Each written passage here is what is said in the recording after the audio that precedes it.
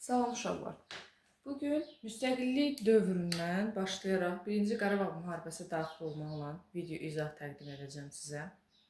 Gəlin başlayaq. Əsas məqamları qeyd edirəm ki, bunlar mütləq ki qabağınıza testdə sual kimi çıxacaq, xronologiya kimi çıxa bilər. Yəni bunları mütləq yadınızda saxlayın. Gəlin başlayaq. Deməli, biz bilirik ki, ermənilərin, daha doğrusu Azərbaycanlıların köçürülmə prosesi, deportasiyası müxtəlif illərdə olmuşdu. 1948, 53 və hal-hazırda yaşayacağım ilk deportasiya deyil, artıq sonuncu deportasiya hesab olunur. Və bunu deyim əvvəlcə. Deməli, hər şeydən əvvəl bu deportasiyadan əvvəl 2 dənə ərazi var ki, Moskva Ermənistana vermişdi. Yəni 1000 hektarlı bir torpağı Ermənistana vermişdi. Bu torpaqlar hansılardır? Qazax və Gədəbəy. Bu iki ərazini Moskva vermişdi kimə? Ermənistana. Ermənistana vermişdi. Yanınızda qalsın. Daha sonra başlayırıq artıq deportasiya dövrünə. Deportasiya nə zamandan başlayır? 1988-ci ilin yanvarından artıq Azərbaycanlılar Ermənistandan, yəni Qərbi Azərbaycandan köçürülməyə başlayır. Və ilk olaraq hardan gəldilər? Qafan və Mehri rayonlarından gəlmişdilər. Yəni Qafan və Mehri rayonundan. Mehridən. Hara köçürüldülər Qafan və Mehridən? Köçürülmüşdülər, deməli, Bakı və Sumqayıt ərazisində ilk qaçqınlar. Deməli, 1988, 25 yanvar. Hara? Bakı və Sumqayıt. Bu ərazilərə köçürülmüşdülər. Bəs soruşsaz ki, bu deportasiya, sonuncu deportasiya nə zaman bitmişdi? 1991, yəni bu yəni deportasiyanın başlanmasıdır. Başladı. Qutardı. 1991-ci il 8 avqust artıq Nüvədi kəndindən deportasiya olunmuşdular. Nüvədi kəndi əhalisi çıxarılır və bununla da başa çatmışdı. Hardan? Nüvədi kəndində.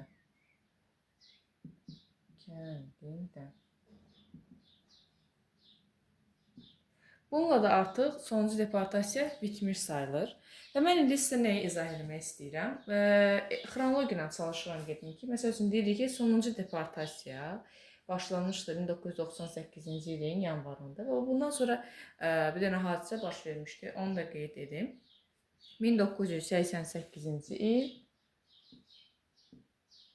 28 fevral Sumqayıt fitnəkarlığı. Ermənilər tərəfindən törədilmişdi. Ancaq sonradan Paşa ləqəbli Eduard Qriqoryan idi ki, Azərbaycanlı adı ilə öz millətinə qarşı qırğınlar törədir. Sonra isə ictimaiyyətə belə açıqlayır ki, yəni Azərbaycanlılar törədilmişdi, bu soyqırımı ermənilərə qarşı törədilmişdi. Bu da belə. Və 1988-ci ildə Əbdülrəhim bəy Vəzirov gəlmişdi hakimiyyətə. Ümumiyyətcə Heydər Əliyev bilirik ki, 82-ci ildə artıq gedir. Ondan sonra gəlmişdi Kamran Bağırov, Mərkəzi Komitənin birinci katibi vəzifəsinə. Kamran Bağırov 1982-1988-ci ildə. Bundan sonra Əbdülrəhim bəy Vəzirov gəlmişdi. Vəzirovun hakimiyyəti isə 1988-ci ildən 1990. Bundan sonra isə hakimiyyətə Ayaz Mütəllibov gəlir. O gəldikdən müəyyən an sonra isə prezident vəzifəsi təsis olunur may ayında və Azərbaycan Respublikasının ilk prezidenti olmuşdu. Buranı müəyyən qədər izah etdik. İndi keçək digər hissəyə. Və dediyim kimi keçirik digər hissəyə. İndi nədən danışmaq istəyirəm? Bildiyiniz kimi Ermənistan SSR hər zaman ərazi iddiaları olub.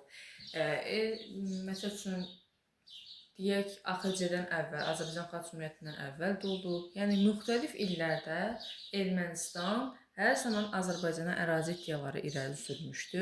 Məsəl üçün sual düşsə ki, 1-ci, 2-ci və yaxud 3-cü respublika üçün oxşar cəhət variantlarda da var ki, Ermənistanın məsəl üçün deyirəm, ərazi iddiaları irəli sürməsi, bunu təbii ki, düz götürəcəksiniz. Çünki hər bir ildə ermənilər ərazi iddiaları irəli sürmüşdü. İndi keçirik nəyə? Onlar təbii ki də müxtəlif mitinqlər keçirirdilər ki, Dağlıq Qarabağ Muxtar Vilayəti. Bilirik ki, Dağlıq Qarabağ Muxtar Vilayəti də yaranmışdı. 1923 7 iyul tarixində yaranmışdı. 7 iyul tarixində yaranır və nə zaman son qoyulub? 1991-ci il 26 noyabr Dağlıq Qarabağ Muxtar Vilayətinin varlığına son qoyulmuşdu. Bunu isə təbii ki də Moskva və Ermənistanın birgə səyi nəticəsində yaranmışdı Dağlıq Qarabağ Muxtar Vilayəti. Və təbii ki də bunu yaratdılar, istəklərinə nail oldular. Bundan sonraki mərhələ nə idi? Dağlıq Qarabağ Muxtar Vilayəti Ermənistan SSR-yə birləşdirilsin. Niyə görə Azərbaycan SSR-nin tərkibində qalmalıdır? Bunun üçün müxtəlif mitinqlər keçirmişdilər. Və buna görə də deməli Dağlıq Qarabağ Muxtar Vilayətinin nə yaradılır? Xüsusi İdarəçilik Komitəsi yaradılır ki, burada öz istədiklərini edə bilsinlər. Yəni Azərbaycandan ayrı idarə olunsun. Yəni ki, Azərbaycanın bunu idarə etməsi müəyyən qədər kənarlaşdırılsın, əlaqələri kəsilsin və burada yaşayan azərbaycanlıları köçürsün. Ermənistanın niyyəti bu idi. Və Dağlıq Qarabağ Muxtar Vilayətində xüsusi idarə komitəsi yaradılmışdı. Bu xüsusi idarə komitəsi deməli yaranmışdı 1989-cu ilin yanvarından. Nə zamana qədər davam etmişdi bu? Volskinin başçılığı ilə idi. Volskinin başçılığı ilə yaradılmışdı. Noyabra qədər. 1989-cu il noyabr. Bu vaxta qədər fəaliyyət göstərmişdi. Və yay ayında Dağlıq təbii ki də məqsəd o idi ki, buradakı azərbaycanlılar çıxarılsın. Və Xankəndidə azərbaycanlı var idi, xeyli azərbaycanlı var idi. Onların tamamilə Xankəndidən çıxarılması prosesi 1989-cu il yay ayında. Bəli, kimlər çıxardılıb buradan?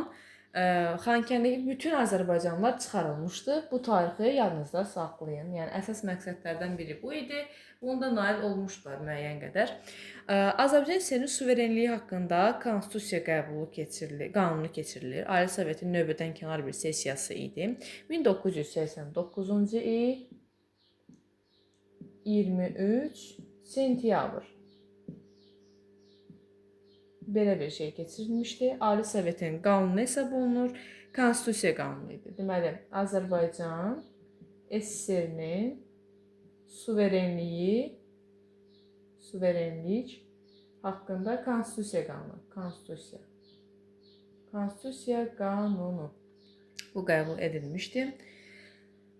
Sonra başlayırıq xalq hərəkatına, meydan hərəkatı adlandırılan hadisəyə. Müxtəlif mitinqlərlə çıxış edirdi azərbaycanlılar. Elə yanvardan başlayaraq, fevralda da belə deyək də, fevraldan da daha çox gücləndi.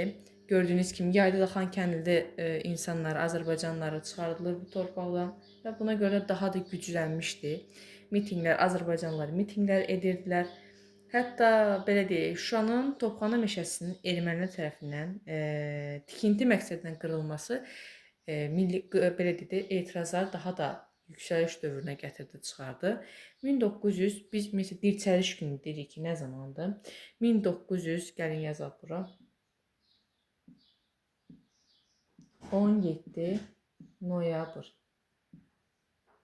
Bu meydan hərəkatı hesab olunur. Dediyim kimi, əsas səbəb nə olmuşdu? Topxana meşəsini ermənilər məqsədindən, tikinti məqsədindən güya qırıb aparması. meydan hərəkatı və sonradan bu 17 noyabr dirçəliş günü kimi də sonradan qeyd olunmağa başladı bizdə dirçəliş günü.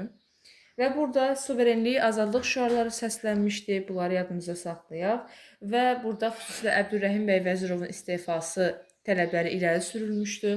Daha sonra ilk dəfə AXC-nin üç rəngli bayrağı qaldırılmışdı. Və bundan sonra belə deyək ki, komendant saatı tətbiq edildi Bakıda və meydan hərəkatı dağıdılmışdı. Bakıda və digər yerlərdə komendant saatı yazaq. Fövqəladə vəziyyət başqadır, komendant saatı başqadır. Deməli, bu hadisədən sonra Bakıda və digər yerlərdə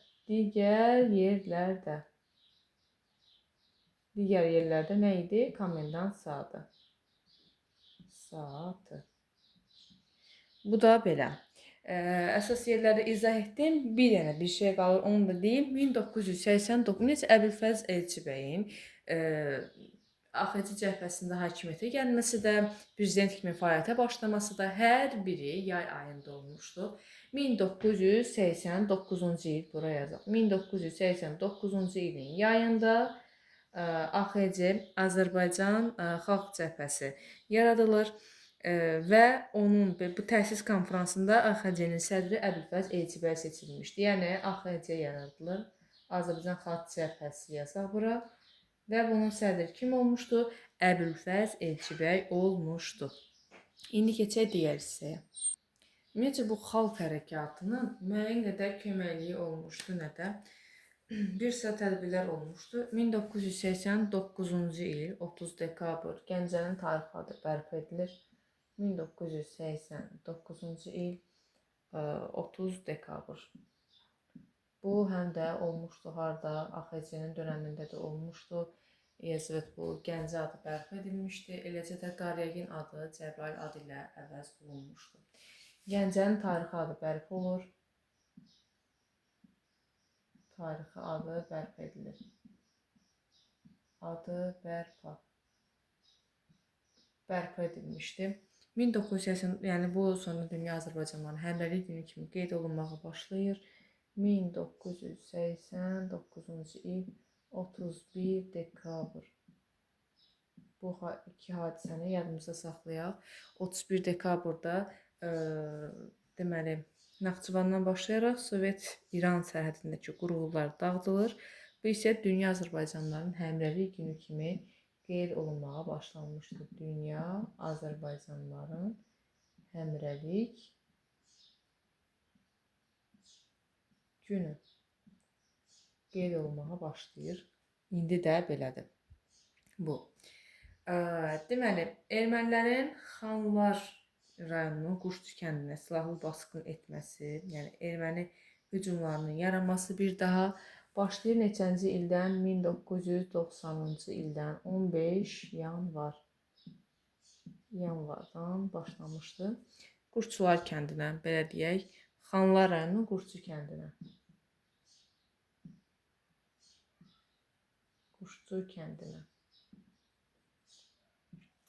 Başlanılır və bunların qarşısını almaq üçün Milli Müdafiə Şurası yaradılır.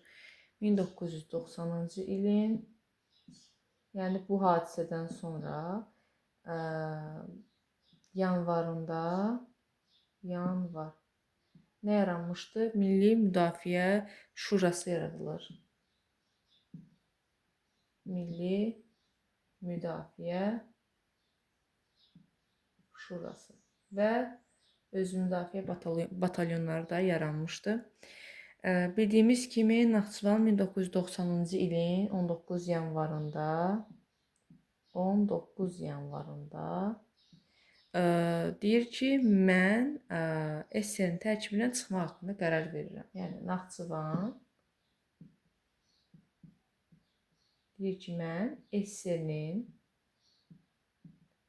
tərkibindən çıxacam. Çıxmaq istəyirdi. Bunun haqqında bir qərar qəbul eləmişdi və bu qərarın nəticəsində nə olur? 1991-ci il, yəni bu hadisə birincidir. Bu Naxçıvanla bağlı. 1991 14 mart 14 mart nə olmuşdu? Deməli, deyir ki, artıq mən SSR-nin saxlanması haqqında referendumda iştirak etməyəcəm. SSR-nin saxlanması haqqında referendumda iştirak etməyəcəm. İştirak etmirəm. Bunu demişdi. Yəni, belə deyək ki, bundan da ruhlanmışdı Naxçıvanın ki, bu hərəkəti. Bundan sonra digər demokratik qüvvələr də həmin bu referendumu boykot etmişdilər. Belə, bir də nə deyəcəm? Milli Müdafiə Şurası 1990-cı ilin yanvarındadır.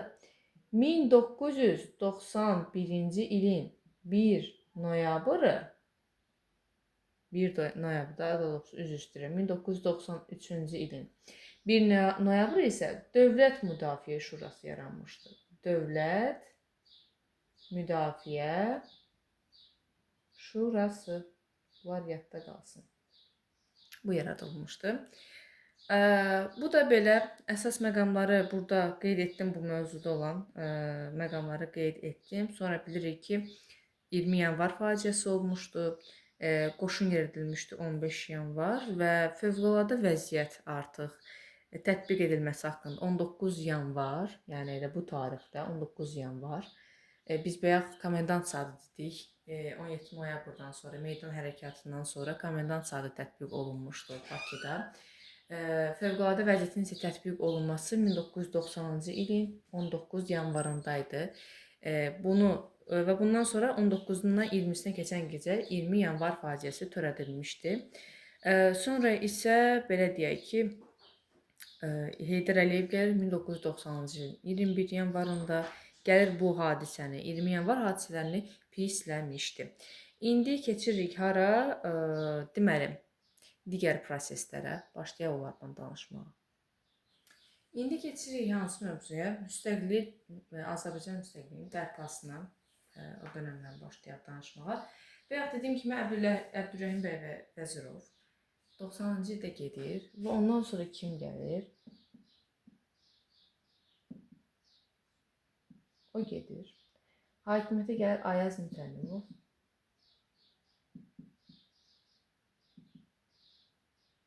Hakimiyyətə gəlmişdi nə zaman? 1990-cı ildə gəlir və birinci katib vəzifəsinə gəlmişdi yanvar ayında. Yanvar ayında gəldi. Yanvar ayında gəldikdən sonra may ayında, yəni 4 ay arada oldu ki, 4 aydan sonra may ayında prezident vəzifəsi təsis olunur. Məsələn, Qarbaçovda da buna oxşar hadisə var ki, prezident vəzifəsi təsis olunur və SSR-nin ilk və son prezidenti Qarbaçov olmuşdu. Prezident vəzifəsi və təbii ki də kim gəlir? Ayaz gəlmişdi. Ayaz Mütəllibov gəlmişdi hakimiyyətə. Bunu belə yadımıza saxla və nə zaman getmişdi? Onu da buraya yazın. 1992-ci il. 18 may artıq konkret olaraq qərar verilir ki, Ayaz Mütəllibov getməlidir və 2 dəfə istefası da olmuşdu. Deməli, bu dönəmlər nəyi demək istəyirəm? Fevral ayından danışaq. 1991-in 5 fevralı. 5 fevral hansı hadisələr baş vermişdi? Deməli, Azərbaycan SSR adından Sovet Sosialist sözü götürülür. Məsəl üçün, Azərbaycan SSR var, düzdürmü? Buradan Sovet Sosialist Respublikası sözü götürülür. Nə qalır? Azərbaycan Respublikası adı qalır. Bu belə. Yəni Respublika ilə artıq Azərbaycan Respublikası. Sonra Azərbaycan Xalq Cümhuriyyətinin üç rəngli bayrağı var idi. Biz bilirik ki, 1918-ci il 9 noyabr qəbul edilmişdi o bayraq. AXC-nin bayrağı rəsmi olaraq artıq dövlət bayrağı olur. AXC-nin bayrağı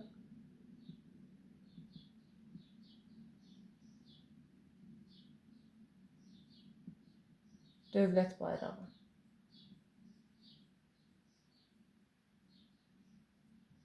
dövlət bayrağı olmuşdu, üç rəngli bayrağı. Bunu belə Naxçıvanda baş verən proseslərdən müəyyən qədər danışdıq. Deməli, dövlət bayrağı nə zaman oldu? 1991-ci ilin 5 fevralında. Sonra məsəl üçün etap deyək, dövlət himni var. Bu dedik ki, dövlət bayrağıdır. 1991-ci ilin, daha doğrusu 91 yox, 92-ci ilin 27 mayında himn qəbul edilmişdir. Himn qəbul edilib. 1993-cü ilin yanvar ayında isə 1993-cü ilin yanvar dövlət gerbi qəbul edilmişdi, yadınızda qalsın. Dövlət gerbi qəbul edilmişdi. Sonra Azərbaycan Respublikasının dövlət müstəqilliyinin bərpa edilməsi haqqında bəyannamə var. Qısa olaraq bəyannamə yazacağam bura, elə yadınızda qalsın. Bəyannamə.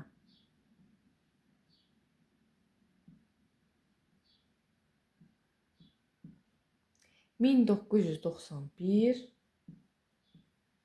30 avqust. 30 avqust. Yəni burada nə deyilirdi bəyannamədə? Əsasən belə deyək də, dövlət müstəqilliyi üçün daha çox belə deyək də, mübarizə daha da güclənir. Bəyannamə artıq qəbul edilib. Bax, artıq burada Kommunist Partiyası var. Kommunist Partiyası bilirik ki, AXC-nin dönəmindən, Azərbaycan Xalq Cümhuriyyətinin dönəmindən var idi. Onun artıq buraxılmasına, onun fəaliyyətinin dayandırılması əsas məsələ idi. Heydər Əliyev hətta bunun haqqında demiş ki, Kommunist Partiyası buraxılsın. Ancaq buna laqeydlə yanaşılmışdı. Bir də belə deyək də, nəzərdə tutulurdu həm də prezident seçkiləri. Nə olsun, prezident vəzifəsi olur, həmən gəlmişdi aya. Çünki Mərkəzi Komitənin birinci katibi vəzifəsində yeganə olaraq o idi, avtomatik artıq o prezident vəzifəsinə gəlmişdi. Ancaq nəzərdə tutulurdu ki, prezident seçkiləri keçirilsin.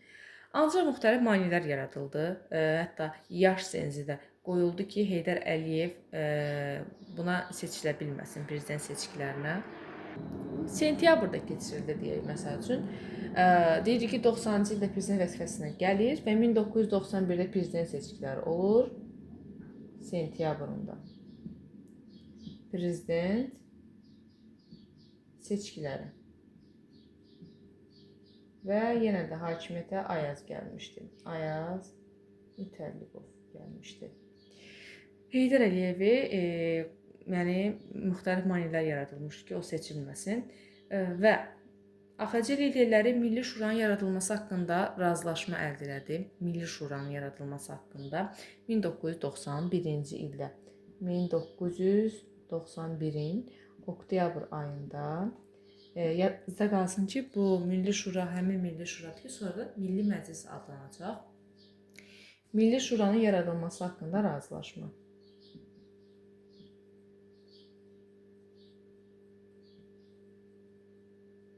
Yaradılması haqqında razılaşma qəbul edildi.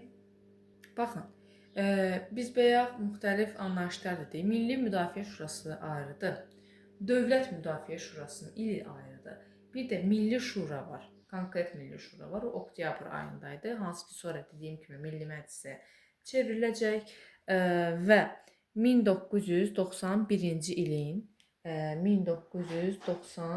ilin sentyabr ayında Kommunist Partiyası artıq buraxılır. Belə deyək, Azərbaycan Kommunist Partiyası bir iclas keçirilir. Fövqəladə qurultayda partiya buraxılır. Yəni, Azərbaycan Kommunist Partiyasının partiyası artıq buraxıldı. Fəaliyyəti dayandırılmışdı. Fəaliyyəti dayanır Azərbaycan Kommunist Partiyasının. Bunu belə yadınızda saxlayaq. Deməli, bir də bunu qeyd edeyim ki, 1991-ci ilin 30 avqustu bəyannamədir. 1991-in 18 oktyabrında isə nə qəbul edilir? Dövlət müstəqilliyi haqqında konstitusiya aktı idi artıq. Dövlət müstəqilliyi haqqında konstitusiya aktı. Yəni bu yadınızda qalsın. Sonra əsas məqamları qeyd edək ki, yəni təbii ki də bu konstitusiya aktı haqqında deyilənlər hər birini müəyyən qədər oxumalısınız ki, məlumatınız olsun. Və Müstəqil Dövlətlər Birliyi MDB-nin yaradılması 91-in 8 dekabrıdır. Bizim isə MDB-yə qoşulmağımız 1993-cü ilin sentyabr ayındadır. Və bundan başqa nəyi deyə bilərik? Deməli, Azərbaycanın müstəqilliyi haqqında ümumxalq referendumu keçirilir ki, artıq bütün proseslərə nail olunub. Bir dənə qaldı ki, xalqın fikrini alsınlar. Referendum keçirilir 29 dekabrda və xalq təbii ki də dövlət müstəqilliyinə tərəfdar çıxır. Bu da belə. Yəni dövlət müstəqilliyinə, yəni bu haqqda, bu konstitusiya aktına tərəfdarsınızmı? Görürsünüz, konstitusiya aktı oktyabrda qəbul edilib. 29 dekabrda xalqın artıq fikri alınır ki, nə qədər insan artıq bu konstitusiya aktına tərəfdardır və xalq təbii ki də bu konstitusiya aktına tərəfdar çıxır 29 dekabr 1991-də və bununla da artıq çox şey həll olmuş olur. Və dövlət müstəqilliyinə gələk. 1991 9 noyabr Türkiyə tanımışdı ilk müstəqilliyimizi. Bunun belə deyək də 1918 9 noyabr üç rəngli bayrağımızın qəbul edilməsi ili ilə yadınızda saxlaya bilərsiniz. Onda da ən yaxın dostumuz Osmanlı olmuşdu. Burada da yəni ilk qəbul edən Türkiyə olmuşdu. Sonra Rumıniya, Pakistan, İsveçrə, İran ardı-ardıcıllığını tanımışdı. Belə. Və ABŞ-ı da xüsusilə qeyd edim ki, yəni bizim dövlət səviyyəsində yardım edilmə, Azərbaycana yardım edilmə qadağan edilmişdi. Yəni bunu da edən erməni lobbisi idi, o təzyiq göstərmişdi. Bu da belə. İndi keçəcəyik digər hissəyə, hakimiyyət mübarizəsi. O ilə də danışıb yekunlaşdıracağıq. Necə Xocalı faciəsi 92-ci ilin fevralıdır və bundan sonra artıq xalq çox təsirlənir və Ayaz Mütəllimovun istefasını tələb edir ki, mitinqlər edir və Ayaz Mütəllimov 1992-ci ilin belə deyək 5-6 mart tarixində gedir vəzifədən. 5 mart yazaq, vəzifədən getmişdi. İstefa qəbul edilir. Sonra bunu müvəqqəti olaraq prezident vəzifələrini kim təsis etməyə başlayır? Yaqub Məmmədov. Prezident vəzifəsini müvəqqəti olaraq Yaqub Məmmədov. Müvəqqəti olaraq idarə etməyə başladı. Müvəqqətidir ya bu, yəni prezident olmayıb. Sadəcə prezident vəzifələrinin müvəqqəti olaraq idarə eləmişdi. Sonra deməli, sonra yenidən gəlməyi var. 1992-ci il bilirik ki 8 may tarixində Şuşa işğal olundu.